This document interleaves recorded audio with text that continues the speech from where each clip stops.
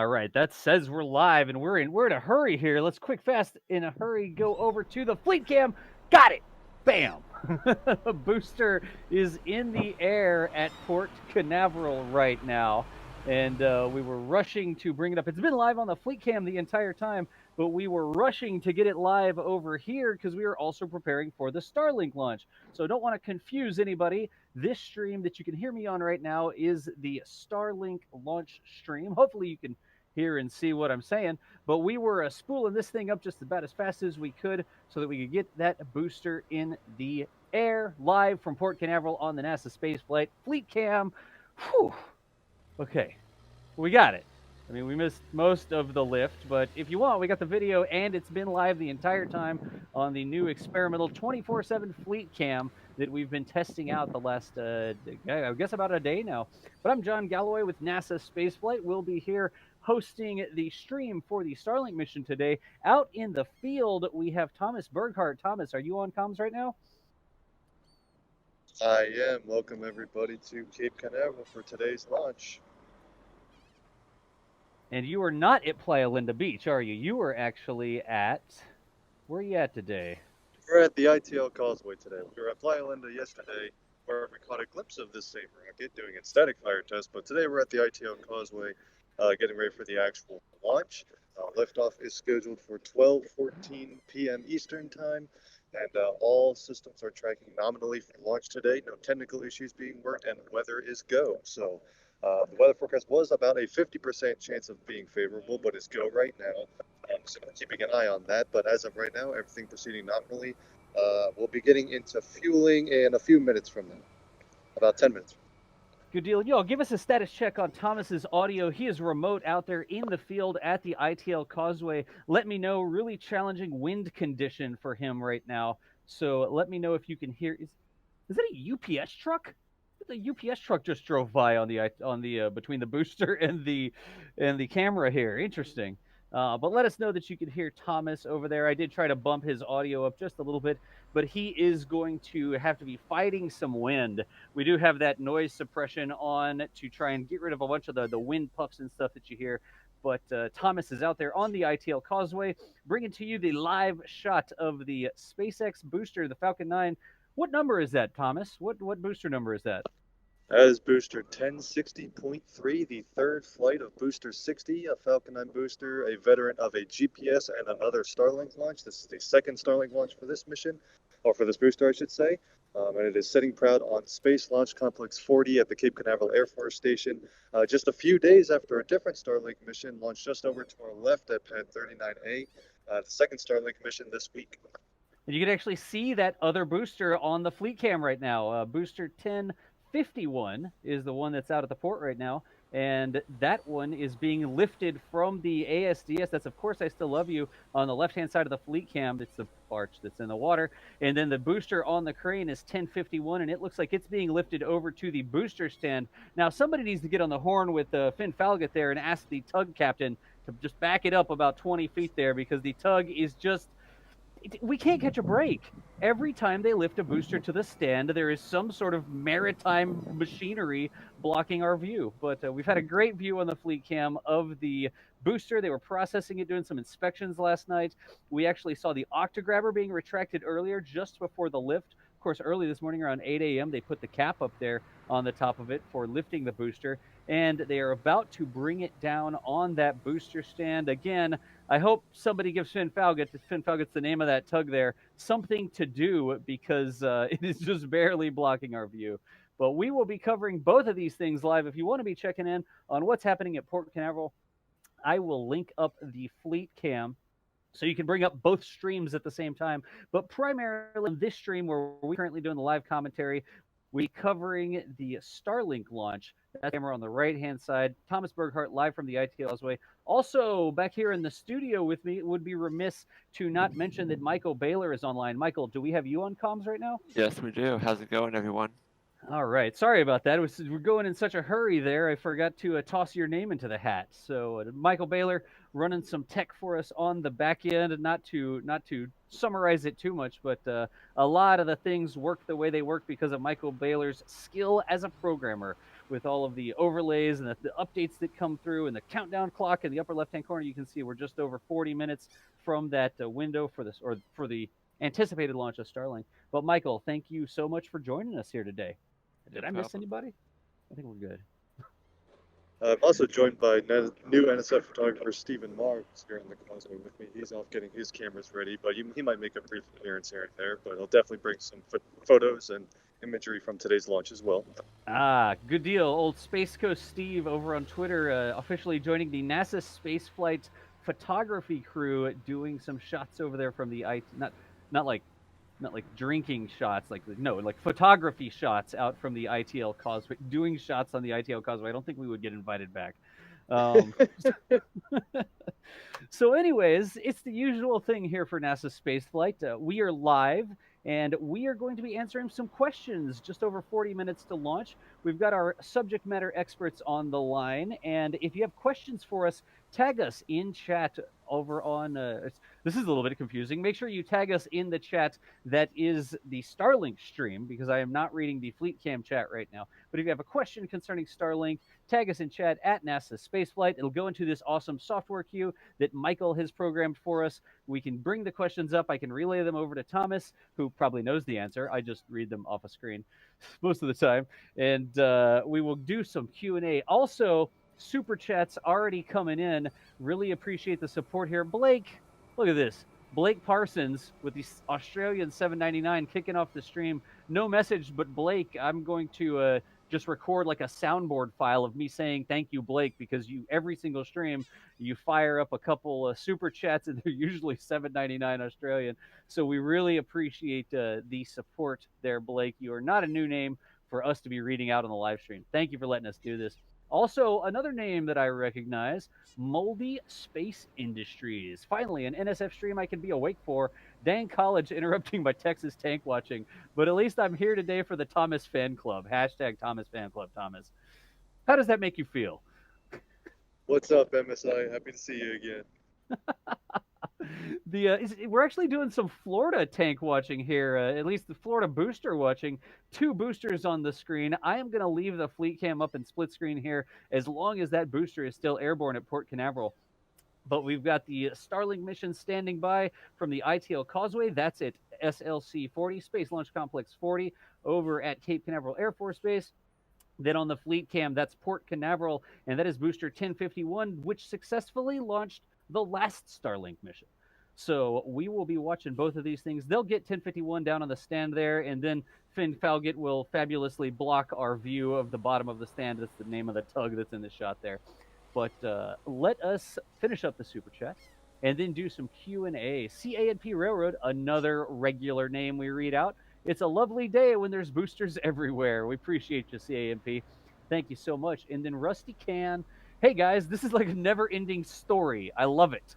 I gotta give a shout out to SpaceX. SpaceX, thank you for giving us so much content that we actually have to schedule people to cover it. There's so much going on. We have to make sure that we have people standing by at all hours to watch what's going on and to share it with everybody. That's sort of our thing here at NASA Spaceflight. We want to share the goings on all over the world, because there was Soyuz undockings that happened last night. And we appreciate everybody for showing up whenever we fire these streams up. So let's do some Q&A. Does that sound good, Thomas? Yeah, let's do it. All right, fantastic. Let's see. This is not really more. It's not so much of a question as a comment. Is Fleet Cam oriented such that it can have two midair boosters at the same time? Wow. Srinivas, I wish that was the case, but that's all down to timing. I will tell you that Fleet Cam can see both the port and Slick 40 at the same time, and I will frame, or me or Michael will frame that shot on the Fleet Cam so that we get the booster on the stand and the booster launching in the background in the same frame. We'll probably do a time lapse of that, so Fleet Cam will have a little bit wider shot, I think, today, so we get the booster in the foreground and the background. But yes, Fleet Cam can see both, and it will be able to see the launch from Pad 40. And that lift is going to help us because it just moved like Yep. a third of the way closer to the Slick 40. We're not going to, we will, once they have finished the lift, we can show you where Slick 40 is in relation to the booster right now, but we want to get a clean time lapse. We're not going to move the camera yet. Yeah, we've actually got a back channel thing, and we sort of freeze the camera so nobody logs in and moves it, so we get a clean time lapse. As you've seen some of those tweets I've been sending out of the port operation time lapses as they process the boosters. So let's see here. Everybody wants to know about the booster being lifted. Why is the booster being lifted? So they can get it from the drone ship onto the dock. They can continue processing it, then they'll lay it down onto the transporter and ship it back for a 7th mission. That's the 6th mission for the booster that you see at the port there. Let's see here. While Here's a Das is getting into some more questions, just really quick to give you a status update of where we are. We are past the T-minus 38-minute mark, which means that the SpaceX teams are currently being pulled go, no-go for propellant load. Assuming weather and technical items are observed to go at this time, we should see fueling begin in just about 2 minutes at T-minus 35 minutes. excellent. Thank you, Thomas. And they just did confirm that they're go for propellant mode. So and there we go. So go for propellant load. So at T-minus 35 minutes, we will see the start of vapors around the rocket as RP-1 kerosene and liquid oxygen begin flowing into Falcon 9. All right. Let's see here if we can get a nice long one concerning the Starlink mission so we can get some tweets out and stuff. Do we know what they're doing with the fairings today? I mean, last update we had from the fairing catchers was that they were en route but cutting it really close. Or what's the status of the fairing catchers? Do we know? Yes, so on the last Starlink mission just a couple days ago, the fairing catcher vessels had a bit of an interesting mission. Both fairing halves were successfully caught and recovered. However, we saw, based on some photos, they went to Morehead City, a port which is closer to the recovery zone, because I think they were expecting to be able to go there and come right back out for this mission, so they didn't want to come all the way back to Port Canaveral. But we saw some pictures of the ships in port, and one of the ships, I'm forgetting which one, sustained some pretty heavy damage to some communications equipment on the ship. And both of the fairings were kind of, I believe, upside down or in weird positions on the deck, which gave the impression that the recovery might have been a little interesting. I know on the webcast they said that one of the corners of the net might have given out during recovery, so it was a rough recovery, but it looks like they both still got both halves in. But the ships might be undergoing some repairs or some work before they can support another mission. As far as I know, both ships are still in the port of Morehead City, which means they will not be supporting fairing recovery efforts today. And I don't think they have any extra vessels out downrange to attempt a recovery, which might mean these fairings will just be expended and not be recovered at all. Remember, they don't need to catch them to recover them. They can recover them by just simply fishing them out of the ocean after a soft splashdown. But I don't think any ships that can do that are actually out there. Someone correct me if I'm wrong. But I believe the only recovery forces out for this mission is just read the instructions, the drone ship, which will be used to recover the first stage, and of course the drone ship support ship, which is Go Quest. But I don't think Go Quest can support fairing. Gotcha. And they just confirmed that they have begun propellant loading on time. Also, the booster is now on the booster stand. So we should start seeing some, on the right-hand side of the screen, some venting from the propellant loading that's commencing, and on the left-hand side, the booster's down on the stand. So let's give that just about another 60 seconds, and then we'll reframe it, Michael. Okay. I'm also carefully watching the robot because the robot could drive back to its. There's a robot that captures after Falcon 9 lands, secures it to the deck, and that robot on the course I Still Love You could move any second. So if it moves, I want to capture that. Gotcha. If the booster's down on the stand, do you want to show the robot really quickly? Okay. If you're good at moving it now, we can show that. Yeah, I am. We can ease out that last frame in the time lapse. Okay. We don't need to frame 40 for a while yet, so go for it. Yeah. 1 second. I got logged out. I'm in if you want me to. I can do it. Okay. Let's go up to close ASDS here. Zoop. And there is Octograbber on the fleet cam side. It'll take it just a second to come up. There we go. And you can see crews actually working around Octograbber. Octograbber is the white painted structure that's in the middle of the yellow, right? The yellow are parts of the drone ship. And the white thing in the middle, you can see the crew member sort of dragging a cable or something there right next to it. That is Octograbber.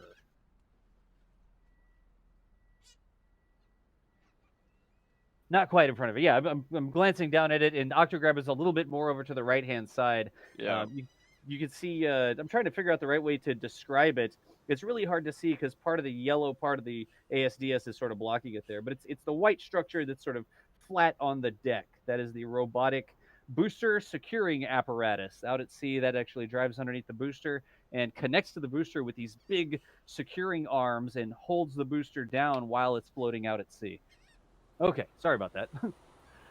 Yeah, it doesn't look like we would even see it for that long if it moves. You can see on the far right of the fleet cam screen on the left, it's really hard to see, but there's a small piece of metal that's sticking straight out. That's the garage door that is open right now. Whoa. It has a little garage on deck that protects it when it launches. Yeah, there we go.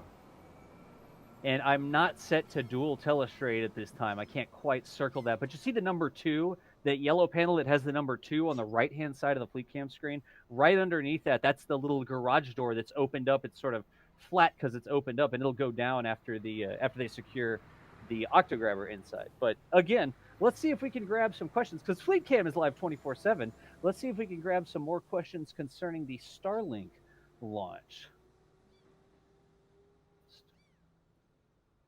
All right. How many Starlink missions to go? I like this one. How many Starlink missions are there to go? Let's put it this way, Thomas. How many Starlink satellites have been launched, and how many does SpaceX think they're going to launch total? Okay, so even that is a kind of complicated question. So this particular mission is the 15th overall Starlink mission. It is the 14th launch of the operational version 1.0 satellites. All of the version 0.9 satellites from the first mission are being deorbited. Most of them have already re-entered. Some of them are on their way down. And there's also the 2 Tintin test satellites that they launched on a rideshare mission a while ago. That those have both re-entered, I believe. And then there's been a couple satellites over the operational missions that have also re-entered. Either they encountered some issue after launch, something like that, and so they didn't keep them in orbit. So not all of the satellites that have been launched are still up there.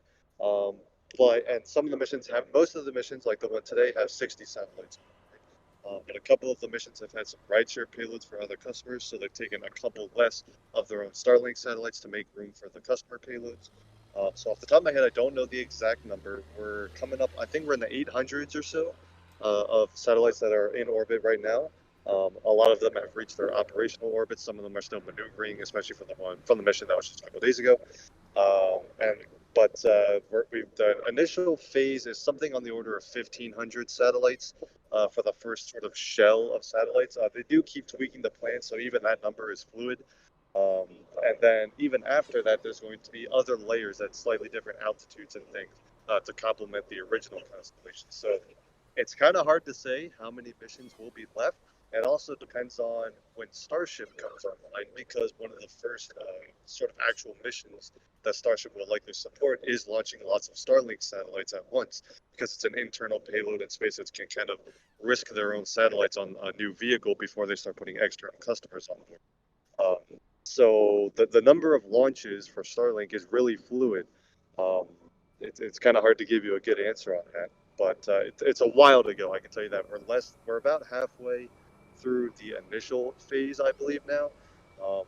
But there's going to be more after that too, and that all depends on how many satellites encounter issues on orbit and need to be replaced and things like that. So I know that's kind of a non-answer, but we're well on our way to Starlink constellation deployment, but there's a long way to go. Gotcha. Just, See, I'm just quickly, gonna go ahead.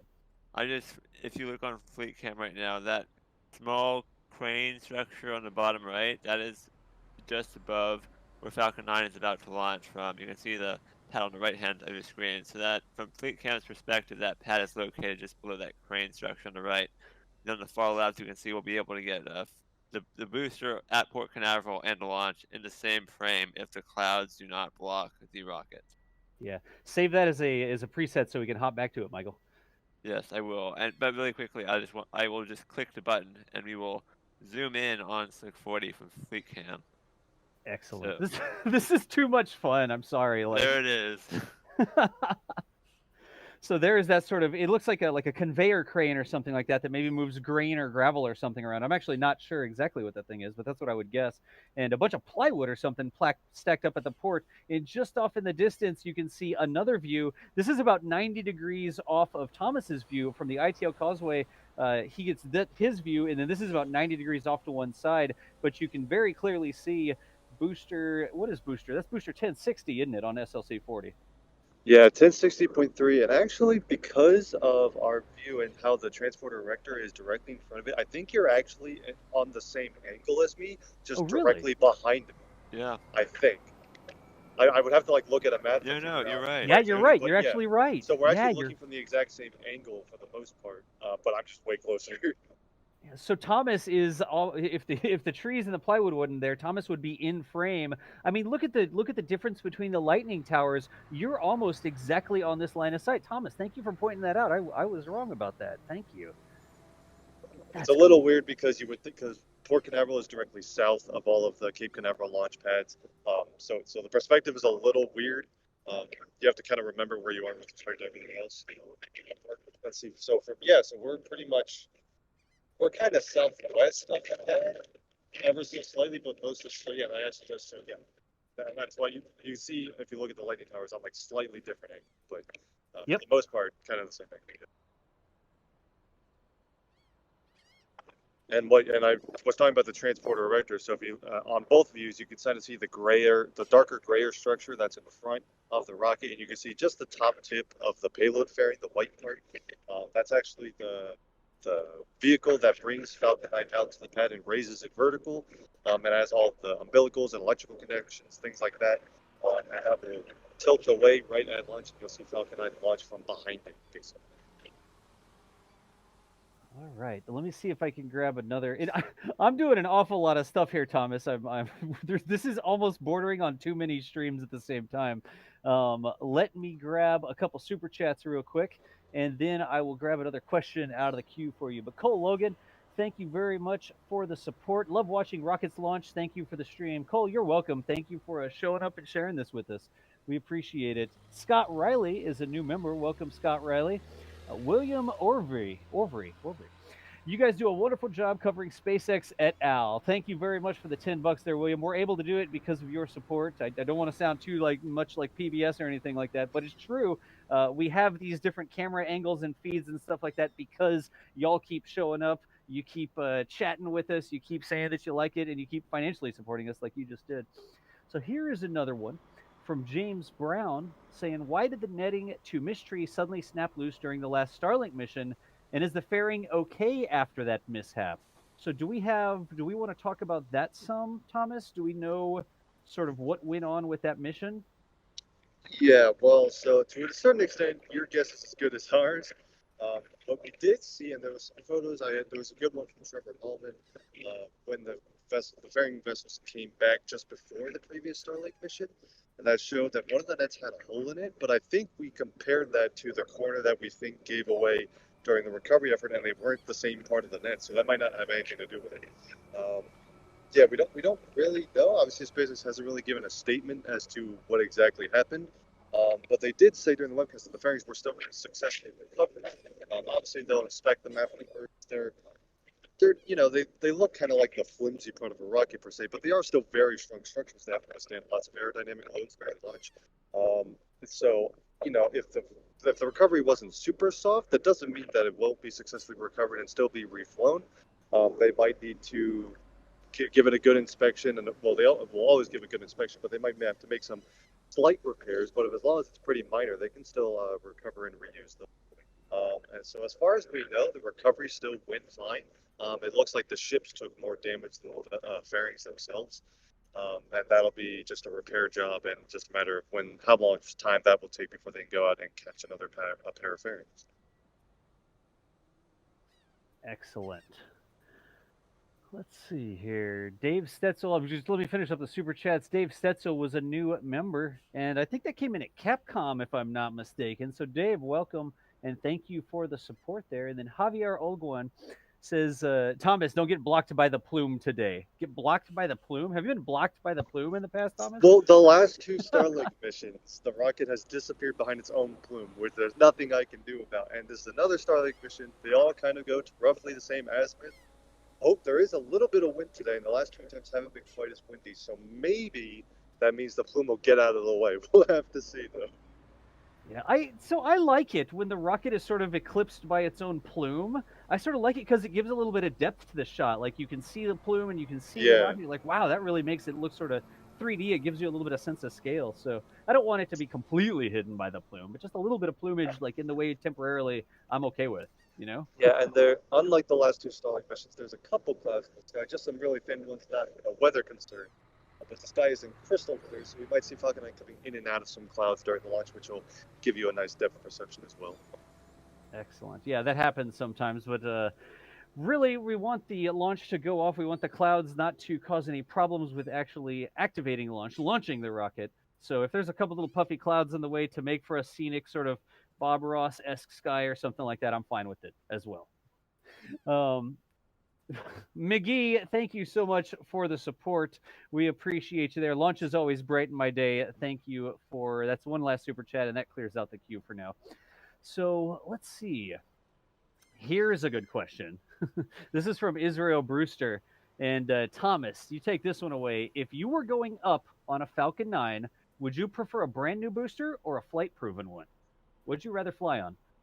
Wow, that's a very good question. Well, I think right now, if I'm going to be completely honest, if whether I was an astronaut or just the owner of a payload going up, I think right now I'd lean towards a flight-proven booster, and I'll tell you why. So, if you go back years and years, obviously it's been a while, but since Block 5, SpaceX Falcon 9, and Falcon 9 have both been very reliable vehicles.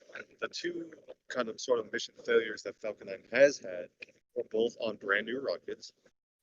And until very recently, even all of the landing failures were new boosters. Although one of the more recent ones did finally use a reused rocket that did not land properly.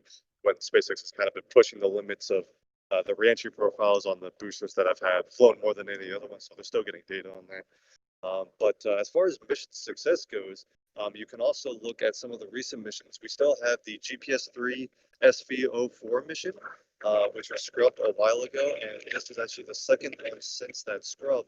GPS is still waiting to go because they're working on apparently some engine issues on that brand new booster.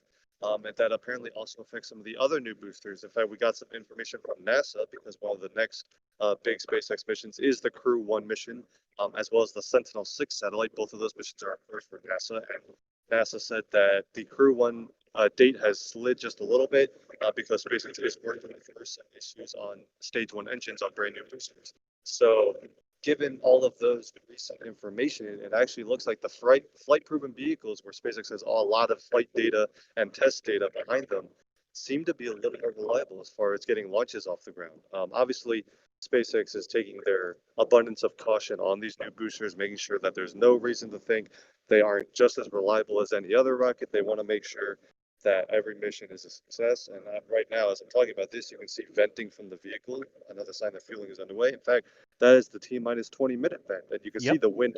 Normally, that kind of sticks around the rocket, and you can see it's a little windy today. It's getting blown right away, but that is a good sign at T-minus 20 minutes that fueling is underway.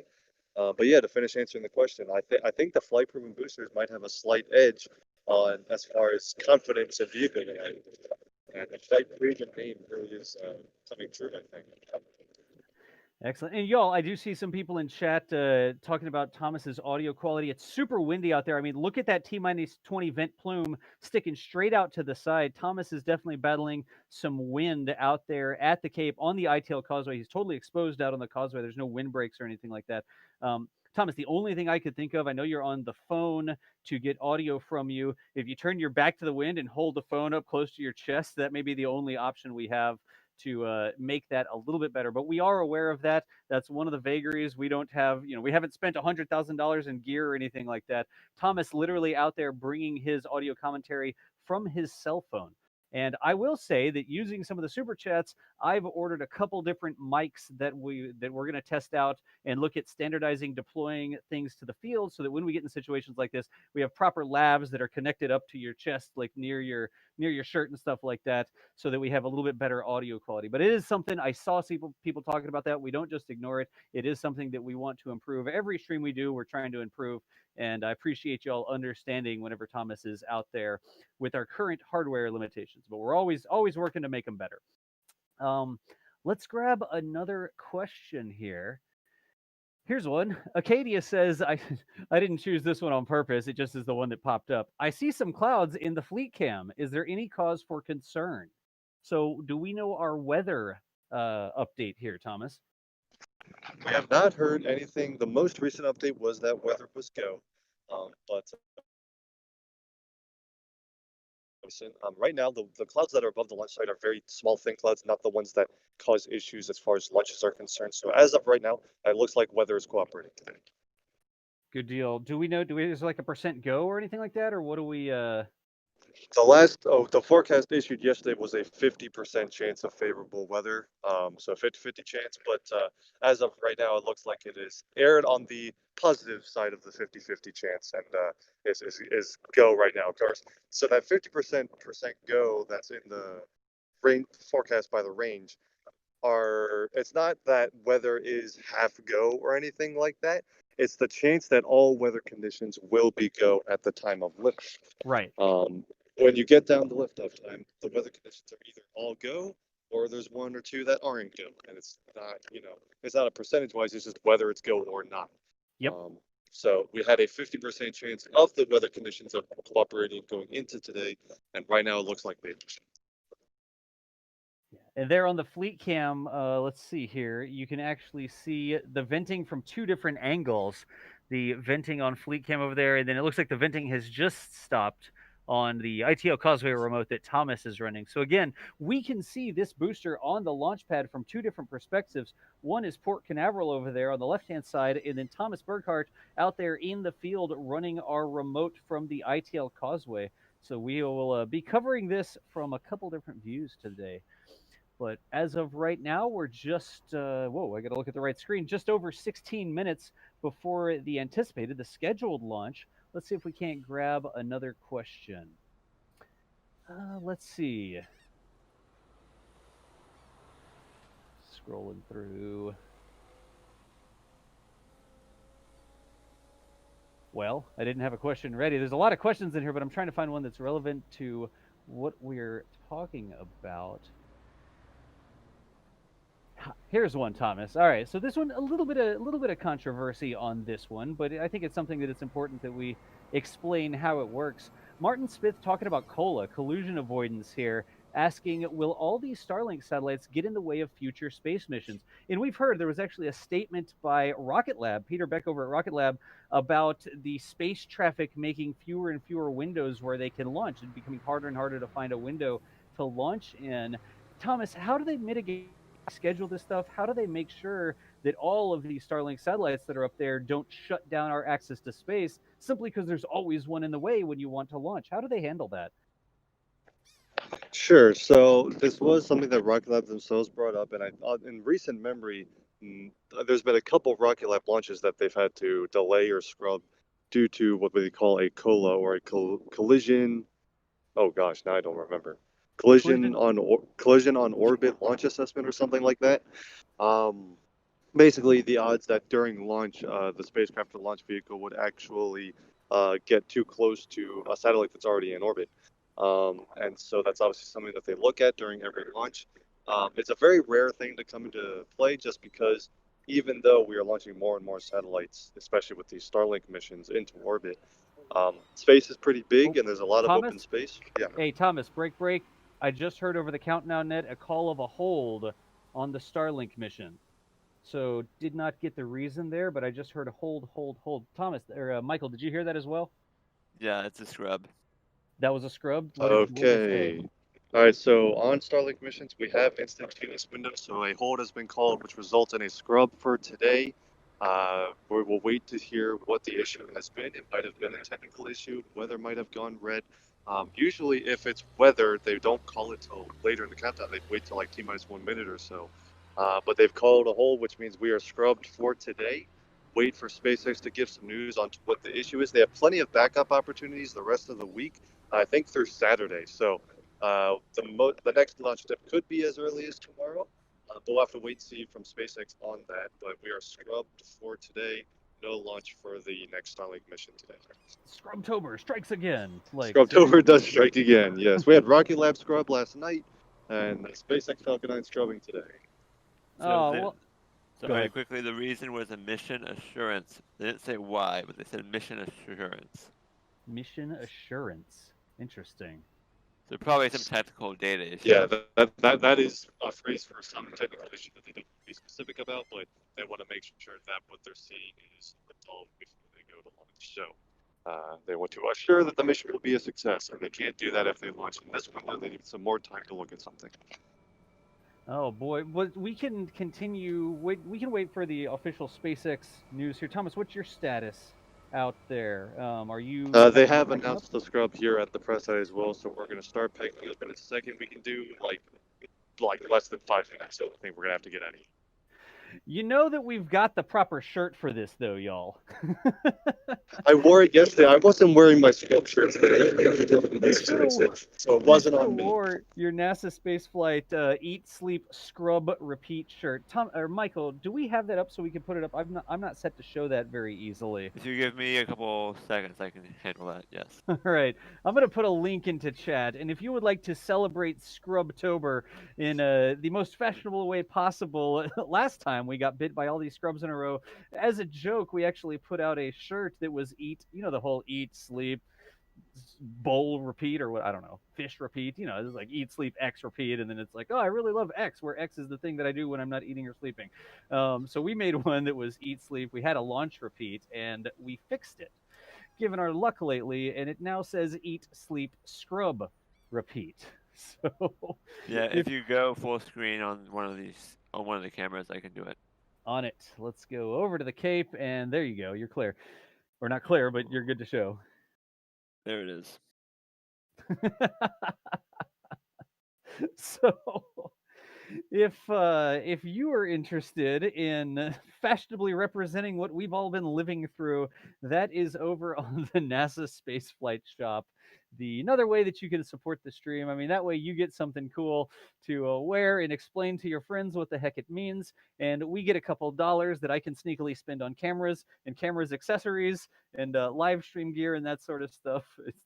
Just don't tell anybody. That's where it all gets siphoned off to. Just again, don't let me loose at like B&H Photo or anything like that. But a fun sort of thing. We don't want the rockets to scrub. Clearly, that's not something that we look for. However, it is something that happens on occasion. They want the missions to get up there. They're not launching these things for our entertainment, and they will make sure that they can do it in a safe manner to get the successful mission on orbit. Thomas, how you looking? Do you want another question, or are you getting ready to? You need to pack up? Yeah, I can take one. All right, let's see here. Well, there was one about when today launches. Let's skip that one. Tesla questions, differences between drone ships. I mean, I see all these questions. I'm just trying to get something for Thomas. A lot of SpaceX missions are getting pushed back here. We just saw this one scrubbed. We saw a lot of inspections happening at the port last night, things we don't normally see. The side access hatches on OctaWeb, they're getting opened up, and just all night long inspections as they were looking at this thing. Do we know what's going on with this rocket? This question was from Brandon Tech Review, and they asked what was the cause of the Crew 1 mission being pushed back. We know there was an initial release from NASA talking about, oh, well, SpaceX is looking at an issue and we're going to give it a little bit more time to technically review. But what's the information that we have about these SpaceX rockets that keep pushing back? What's going on?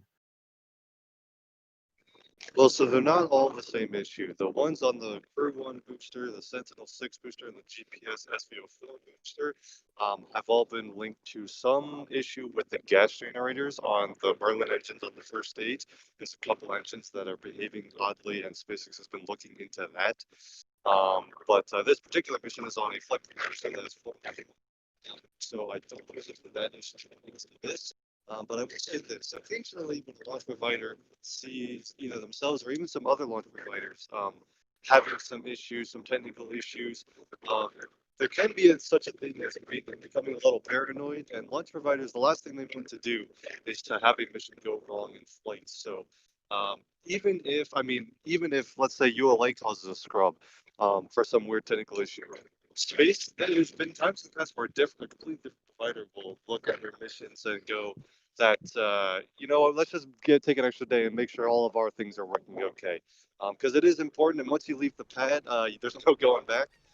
So my guess would be that they're looking at some of the issues on the new boosters for upcoming missions, that SpaceX might just be, out of an abundance of caution, they're being extra cautious on these things. Maybe if this was happening last year, there would have been a technical issue that they would have waived. But today they just want to be extra safe. That isn't anything that can happen. Basically, they're playing on the safe side for sure, and the last thing we want to do is have points. So just because the issues aren't necessarily the same as one another, when you're met with a bunch of technical issues in a row, the launch providers tend to get a little more conservative, and they just want to make sure. Gotcha. All right, and y'all, we are aware of Thomas's microphone there. Again, super windy. You can see the shake on the ITL Causeway. We will. We're working on. We're always working on getting new gear, right? But we have some ideas on how we can improve that a little bit for Thomas out there. But it's really windy today. But just Thomas talking about wanting to be safe, looking at issues when you know that you've designed an engine, right? And this engine is used on lots of copies of the same rocket, I guess is the proper way to see it. If you see something on one, you look at it on the other rockets, you make sure you're all good to go. So they may have discovered something on one rocket that pushes the other back. It doesn't look like that was the case today. It doesn't seem like they would wait until almost T minus 10 minutes before calling the hold, which results in a scrub because of the instantaneous window. But again, SpaceX's job is not to entertain us. SpaceX's job is to launch rockets, to put payloads on orbit, and they will do what it takes to make sure that they can safely deliver these payloads. That's for sure. Especially when we've got something like Crew 1 coming up. Crew 1 is going to be riding a Falcon 9, and they are not going to try and push Falcon 9, resulting in some sort of mishap, knowing that Crew is going to be riding one shortly here. So a lot of different factors at play, but you got to understand somebody's done the math, somebody's run the numbers, and at the end of the day, the buck stops with them as to whether or not this rocket leaves the pad or not. Whether or not the rocket leaves the pad. Anyways, you know what I mean. Thomas, I imagine you're getting over to the point where Yeah, you're going to have to pack about up. to say where it's time to pack up our remote camera here, guys.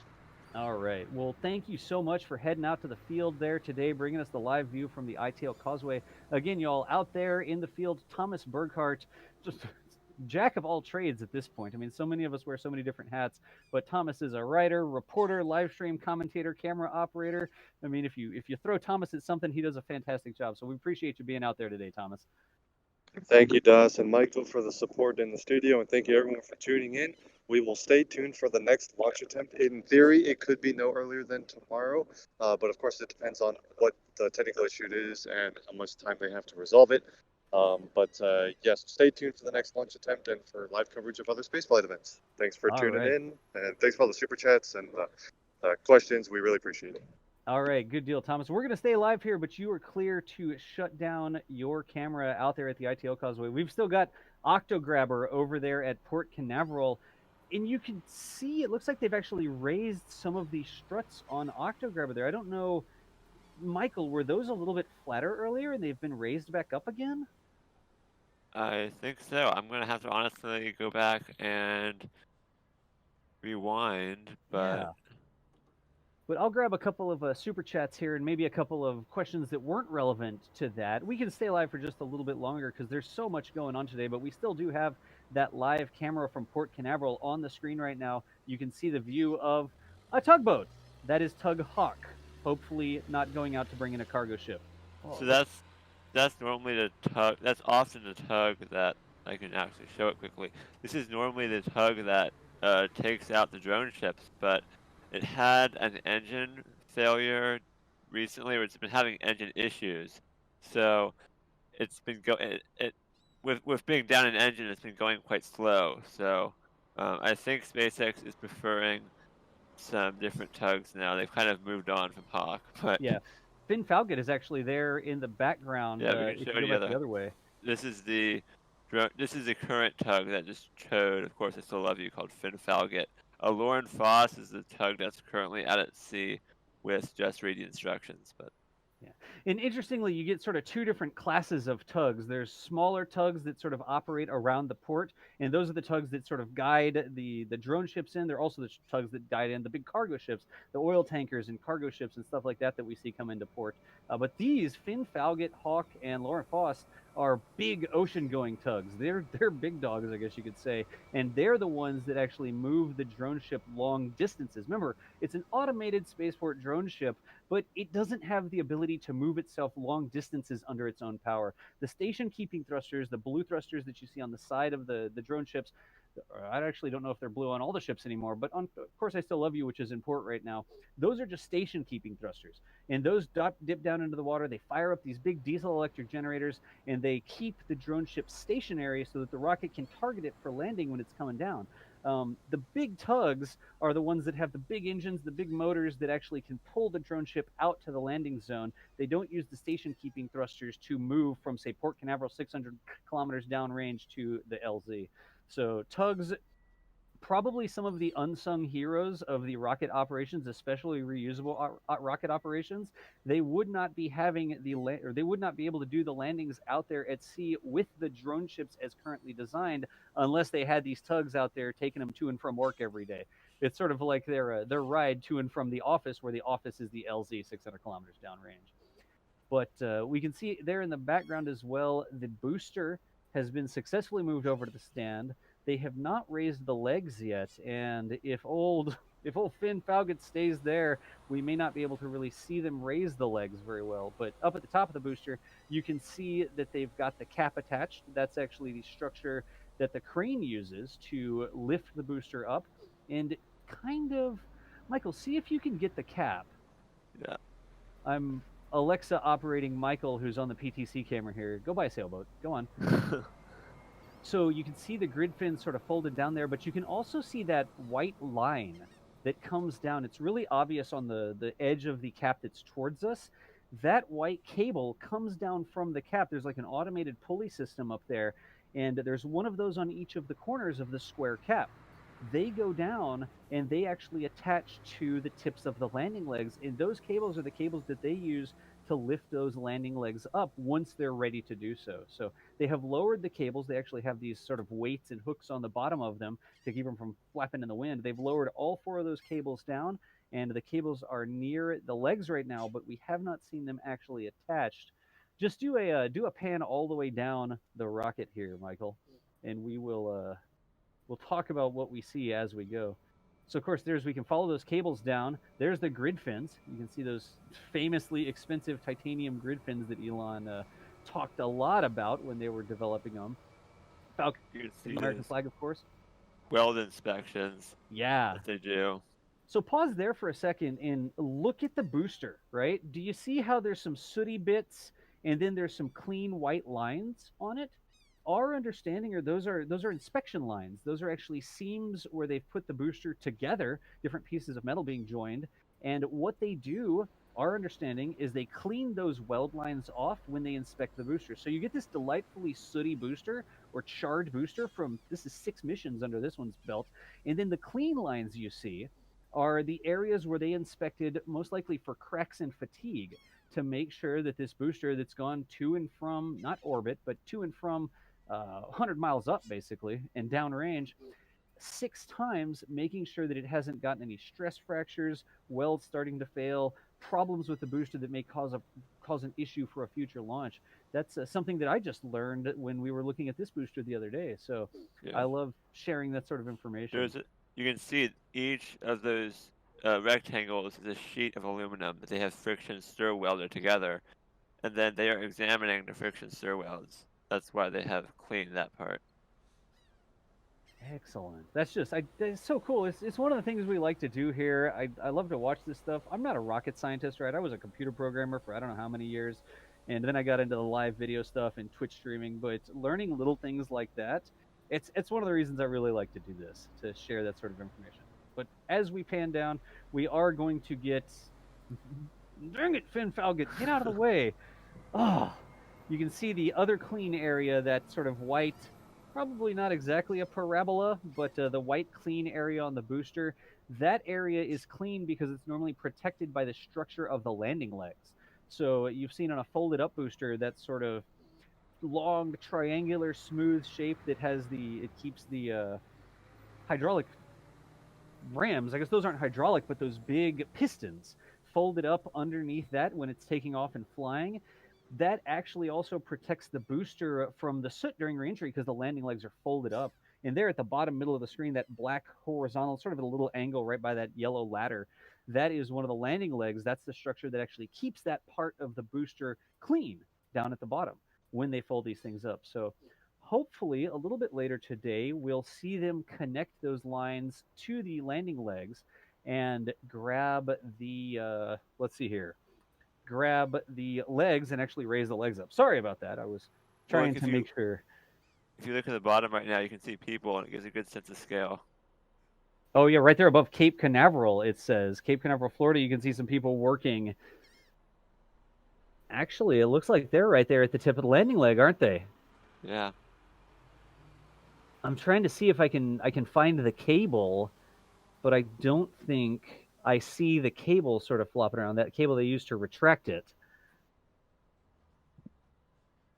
Those legs are about the size of Rocket Lab's Electron rocket. That one leg is the size of the entire Electron rocket. I think it's. Oh wait, SpaceX just tweeted, standing down from today's launch of Starlink to allow additional time for mission assurance work. We'll announce next launch opportunity once confirmed on the range. All right, so we'll have to wait for SpaceX to see their next attempt there, huh? Yeah, but they did not immediately confirm tomorrow, so we'll have to wait and see.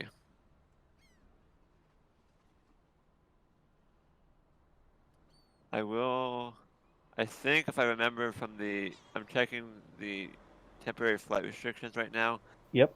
They have opportunities for Friday and Saturday filed with flight restrictions. Doesn't mean they're actually going to use those, but if they were to be able to launch then from a technical standpoint, they do have the possibility of doing so, assuming the range would allow that. Understood. That was a fishing trawler that just went in front of us there. There's actually somebody climbing the center mast on the fishing trawler as it drove by the camera. I got distracted by that for a second. I was like, is that a person climbing? But I did check the octographer question, and you were right, they did put the arms back up. So they fully folded them down when they lifted the booster up, and now they have lifted them back, or raised the arms back up that grab the rocket. Gotcha. So you see the little white piston sort of things. They're at like a 30-degree angle coming up off the white structure. White structure is octograbber, and they have raised those little pistons back up again. It's like they got them out of the way when they lifted the booster, and then are they testing something? Are they checking things out? Do they just store it this way? I think we can continue watching octograbber as well. We really do need more cameras. There's too much going on at the port, Michael. Yeah. But also, wow, okay, also in this shot on, of course, I Still Love You, you can see that big blue positioning thruster. Do you see the thing that looks like it has a little submarine fin, I guess a submarine thruster on the right-hand side of it? That is a positioning thruster. That thing can turn 360 degrees around. It's actually an electric motor that's powered by a big diesel electric generator, the same sort of engines that power locomotives. So you see a train going down the road, down the rails, I guess. The train is actually usually a diesel electric train. They have this big diesel engine that turns massive electrical generators, and they use the electrical power to drive the electrical motors on the locomotive. That's how a lot of the freight trains, a lot of the trains work. These are the same sort of concept in the shipping containers. Michael, if we go to the right just a little bit, you can see some shipping containers actually installed on the drone ship. The shipping containers, some of them house diesel electric generators. Right there, you see that white container? It's got a big exhaust on top. And if I had to guess, I don't know 100% on this, but given the exhaust and the things that we can see on the screen, that looks like it may be one of the power packs for the positioning thruster. And that generator in there actually burns, I'm going to guess diesel on this one. and it creates electricity using a big generator, and it sends that electricity down to the positioning thruster, and the positioning thruster actually goes 90 degrees, it dips down into the water, it can turn 360 degrees, so it can be used to fight the tides, the currents, I guess all the way out there it's not really tides, but wind that's blowing the drone ship off of its position. They want that drone ship to stay in a static position so that the booster knows where it's going to be, right? The booster knows where it should land because the booster knows where the drone ship is, to steal a phrase there. But the drone ship needs to stay in position, and they use the combination of those diesel electric generators and the positioning thrusters to keep the drone ship stable in one spot so that it doesn't move out from under the booster, I guess is the right way to say it. Really quickly, y'all, giving everybody a quick update. You can see on the screen in the upper left-hand corner, it is a scrub for today on Starlink. I know that that's what the screen said before. We had a T- and stuff, but we have updated that to scrub. You can see over there on the pad, it is still there. So on launch day, usually if the rocket's still there, it means that it didn't launch. Wait, are we past the original T? We are way past the original T-. So rocket's still on the pad, not launching today. Word from SpaceX on Twitter was that they would announce their next opportunity once they figured out what they were going to do. Michael, did they give an exact reason? Nope, they just said mission assurance. So they just said mission assurance. That means there is a technical issue, but they haven't or a technical concern, but they have not told us what that was. Gotcha. So the Starlink mission, if you came to this stream for the Starlink mission, that is officially scrubbed for today. Targeting what is realistically an instantaneous window. Usually there's a little bit of play in the window, but if they get down to a certain point and they hold, it means they have one shot, no chance to recycle. So Starlink will be staying on pad 40 for the remainder today, and we can see it over there right at pad 40 from the fleet cam. So I guess, Michael, let's go back to the wide shot. And if you want me to just do it myself, you can just tell me, be like, do it yourself, You Doc. can if you want to, or I can keep doing it. All right, yeah, I don't, chat, we're not a huge organization with a ton of people running all this stuff. It's basically me and Michael right now, and he was on the PTZ controls for Fleet Cam. So, let me get over here. Just 1 second, please. I know it's easier to commentate and do it yourself. Well, it's kind of cool to say that we're having somebody else point it as well, but either way, that right there is the current situation at Port Canaveral. The booster has been flown. This booster flew today.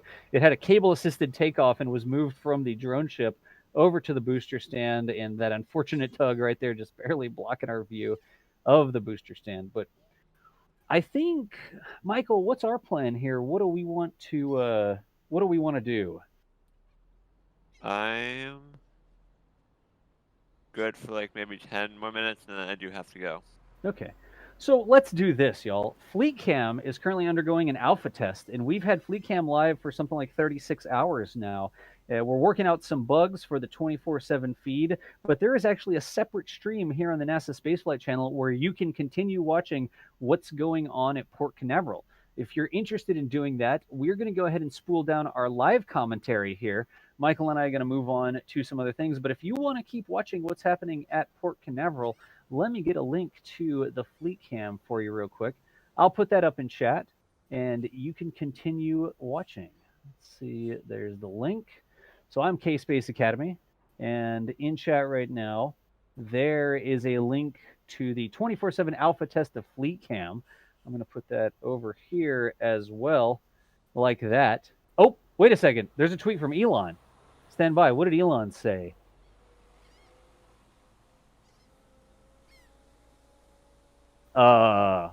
What? Michael. SpaceX said standing down from today's launch of Starlink could allow additional time for mission assurance work.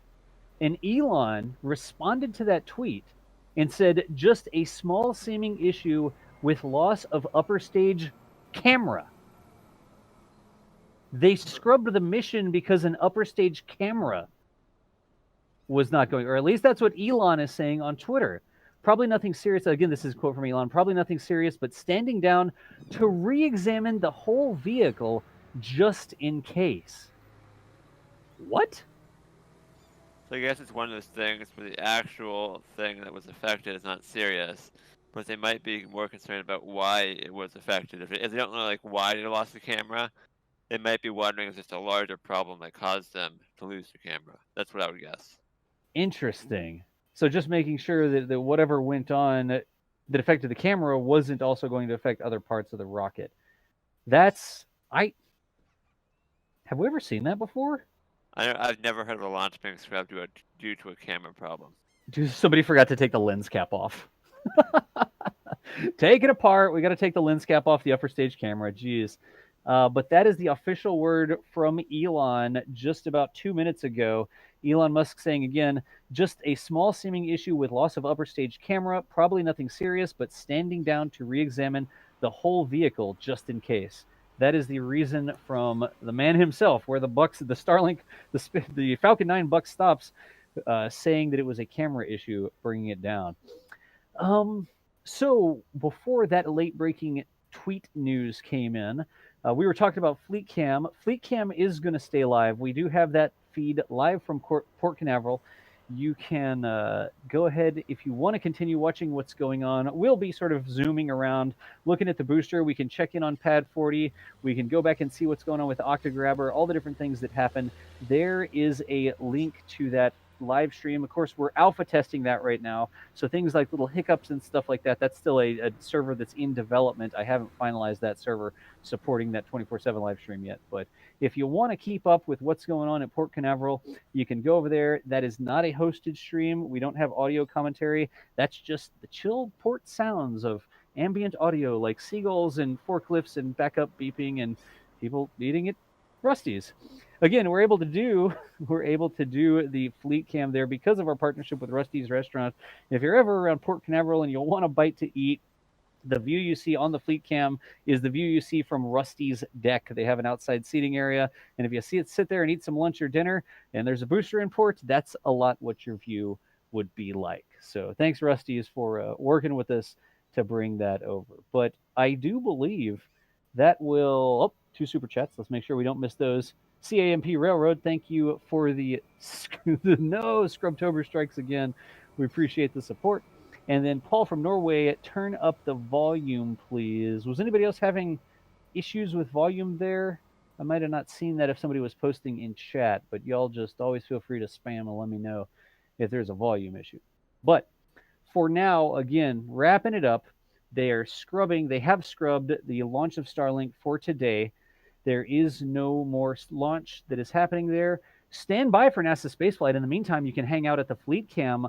But if SpaceX Starship down at Boca Chica starts to put that nose cone up today, we know that Mary is standing by to bring us a live feed from Boca Chica. So if they stack that nose cone on top of Starship SN8, we will plan on having a live feed from there, and we'll do commentary, live Q&A, that sort of stuff there as well. So be on the lookout here at the channel. You know how to get back to us. Like and subscribe. Turn on the notifications. Hey, make sure you follow on Twitter as well, at NASASpaceflight. I'm actually going to get a link to that real quick. A lot of people saying they have problems with the notifications. And if you are having problems with the notifications here on YouTube, you can follow on Twitter at NASASpaceflight. Right there is the actual Twitter feed. That's Chris B that runs it, but anytime we go live, he gets tweets out. So you can always make sure that you have a backup way of getting notified if you also follow on Twitter and turn on those notifications as well. But for now, the NASA Spaceflight crew is going to be ending our live commentary covering events at Cape Canaveral today. Again, that's scrub, not something you want to see, but that's SpaceX's call, not ours. On the call today, out originally, we had Thomas Burkhart. He was operating the remote camera from the ITL Causeway. He is now driving. He's off the line, but he's driving back out. Also, we had Michael Baylor. Michael is here on comms. Michael, thank you so much for making this happen. No problem. Alrighty, and then I'm John Galloway with NASA Spaceflight. If you watch over on Twitch, you may know me as DOS. You probably recognize the voice or the fact that I literally never stop talking. Some people don't like that apparently, but you know, there's a mute button. Or Fleet Cam. I don't talk on Fleet Cam. So we appreciate everybody hanging out. Thanks for all the support, the super chats and stuff that came in, people that click like on the video, people that retweet or just ask good questions and stuff like that in the chat. But for now, NASA Spaceflight signing off the live commentary. Head on over to Fleet Cam if you would like to continue watching what's happening at Port Canaveral, and we will see you nerds later. Thanks so much.